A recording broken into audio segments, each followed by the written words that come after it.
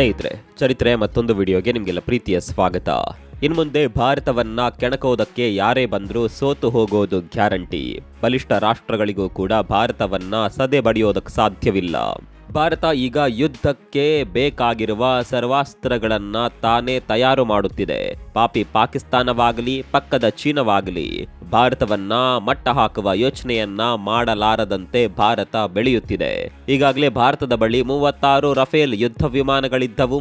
ಇದಕ್ಕೆ ಸೇರ್ಪಡೆಯಾಗಿ ಭಾರತೀಯ ನೌಕಾಸೇನೆ 114 ಹೊಸ ರಫೇಲ್ ಯುದ್ಧ ವಿಮಾನಗಳ ಖರೀದಿಗೆ ಆದೇಶ ನೀಡಿದೆ. ಸ್ನೇಹಿತರೆ, ಭಾರತ ನೌಕಾ ಕ್ಷೇತ್ರದಲ್ಲಿ ಇಂತಹ ದಿಟ್ಟ ಹೆಜ್ಜೆ ಇಡಲು ಕಾರಣವೇನು? ರಫೇಲ್ ಯುದ್ಧ ವಿಮಾನಗಳೇಕೆ ಸೂಪರ್ ಫೈಟರ್ಗಳಾಗಿವೆ? ಈ ನಡೆಗೂ ಮೇಕ್ ಇನ್ ಇಂಡಿಯಾ ಯೋಜನೆಗೂ ಸಂಬಂಧವೇನು? ಎಲ್ಲವನ್ನ ತೋರಿಸ್ತೀವಿ ನೋಡಿ.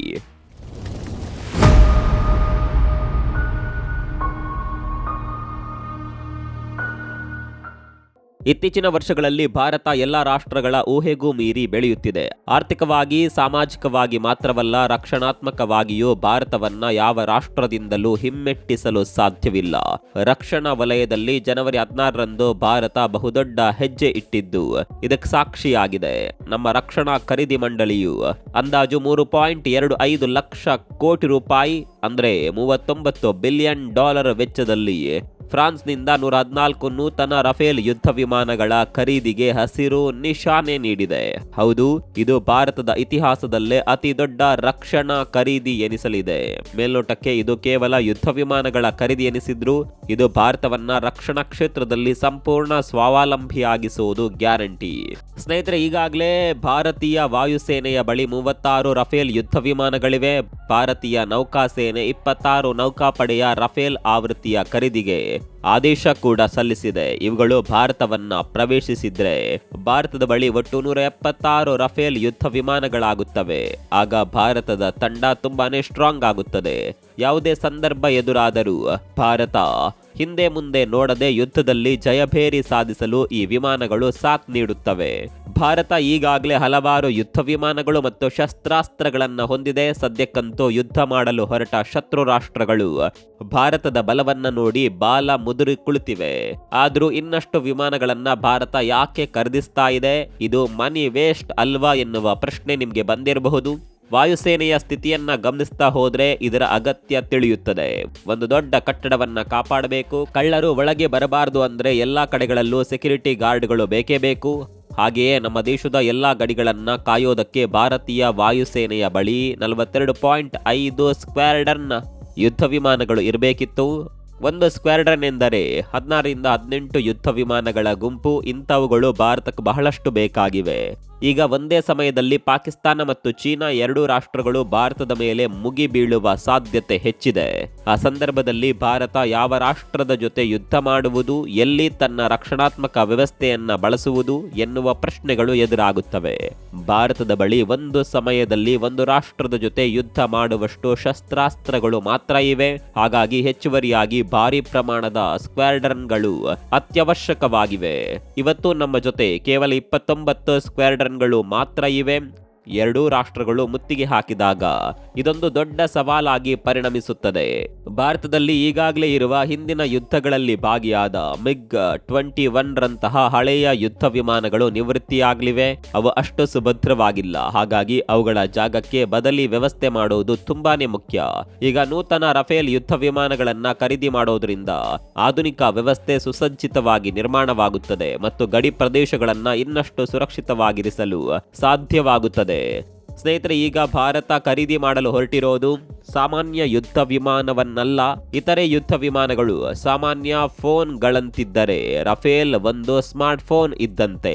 ಫ್ರೆಂಚ್ ನಿರ್ಮಾಣದ ಈ ಯುದ್ಧ ವಿಮಾನ ವಾಯುಯುದ್ಧ, ಭೂದಾಳಿ, ಗುಪ್ತಚರ ಮಾಹಿತಿ ಸಂಗ್ರಹಣೆ ಮುಂತಾದ ಕಾರ್ಯಗಳನ್ನ ನಡೆಸಬಲ್ಲದು.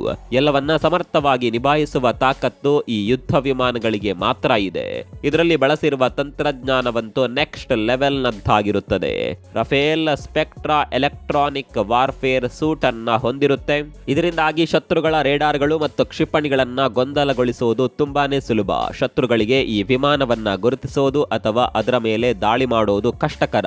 ಈ ಯುದ್ಧ ವಿಮಾನ ಶತ್ರುಗಳ ದಾಳಿಗೆ ಸುಲಭವಾಗಿ ಬಲಿಯಾಗೋದಿಲ್ಲ.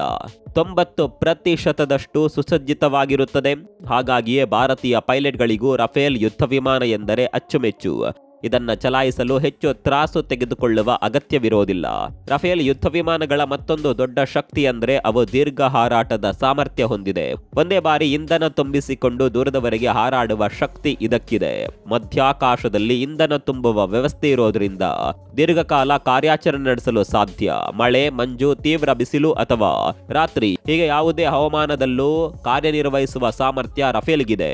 ಇದರಿಂದ ಗಡಿ ಭದ್ರತೆ ದಿನದ 24 ಗಂಟೆಯೂ ಸಕ್ರಿಯವಾಗಿರುತ್ತದೆ. ರಫೇಲ್ ಅನ್ನ ಸೂಪರ್ ಫೈಟರ್ ಎನ್ನಲು ಅದರ ಅತ್ಯಾಧುನಿಕ ಆಯುಧ ವ್ಯವಸ್ಥೆಯೇ ಕಾರಣ. ಮೀಟಿಯರ್ ಕ್ಷಿಪಣಿಗಳಂತಹ ದೀರ್ಘ ವ್ಯಾಪಿಯ ಆಯುಧಗಳು ಹಾಗೂ ಸ್ಕಾಲ್ಪ್ ಕ್ರೂಸ್ ಮಿಸೈಲ್ಗಳ ಮೂಲಕ ಶತ್ರು ಪ್ರದೇಶದೊಳಗೆ ಪ್ರವೇಶಿಸದೆಯೇ ನಿಖರವಾಗಿ ದಾಳಿ ಮಾಡಬಹುದು. ಜೊತೆಗೆ ಪೈಲಟ್ಗಳ ಸುರಕ್ಷತೆಗೆ ವಿಶೇಷ ಆದ್ಯತೆ ನೀಡಲಾಗಿದೆ. ಆಧುನಿಕ ಆಟೋಮೇಟೆಡ್ ವ್ಯವಸ್ಥೆಗಳು ತುರ್ತು ಸಂದರ್ಭಗಳಲ್ಲಿ ಪೈಲಟ್ ಜೀವ ಉಳಿಸುವಲ್ಲಿ ಪ್ರಮುಖ ಪಾತ್ರ ವಹಿಸುತ್ತೆ.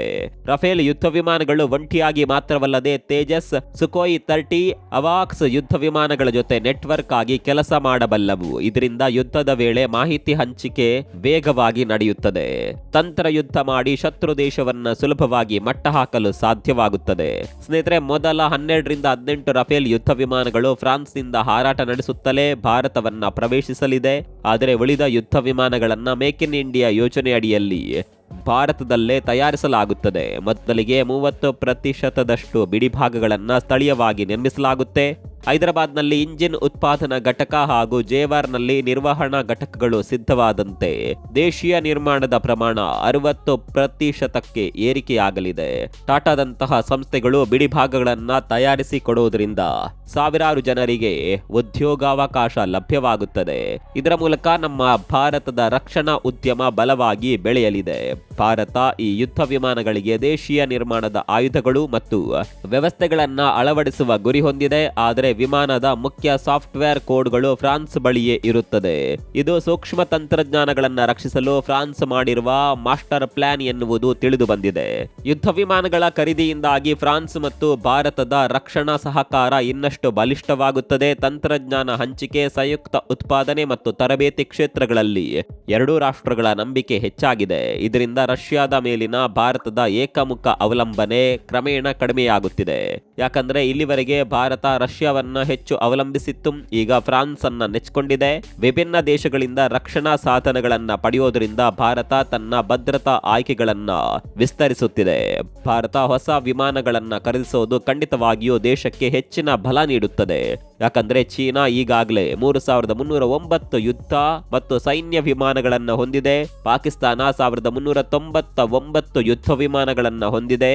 ಭಾರತದ ಸೇನೆ ಪಾಕಿಸ್ತಾನಕ್ಕಿಂತ ದೊಡ್ಡದಿದ್ದರೂ ಚೀನಾಕ್ಕಿಂತ ಚಿಕ್ಕದಾಗಿದೆ. ಹಾಗಾಗಿ ಭಾರತ ಕೂಡ ಬಲಿಷ್ಠವಾಗುವುದು ಅನಿವಾರ್ಯ. ಸ್ನೇಹಿತರೆ, ಇಂತಹ ಭಾರಿ ಪ್ರಮಾಣದ ಯುದ್ಧ ವಿಮಾನಗಳ ಖರೀದಿ ಭಾರತೀಯ ವಾಯುಸೇನೆಯನ್ನ ಸಂಪೂರ್ಣವಾಗಿ ಬದಲಾಯಿಸುತ್ತದೆ. ಭಾರತ ಇನ್ನೇನು ಕೆಲವು ತಿಂಗಳುಗಳಲ್ಲಿ ಆಧುನಿಕ ಮತ್ತು ಶಕ್ತಿಶಾಲಿ ಯುದ್ಧ ವಿಮಾನಗಳನ್ನ ಪಡೆಯಲಿದೆ.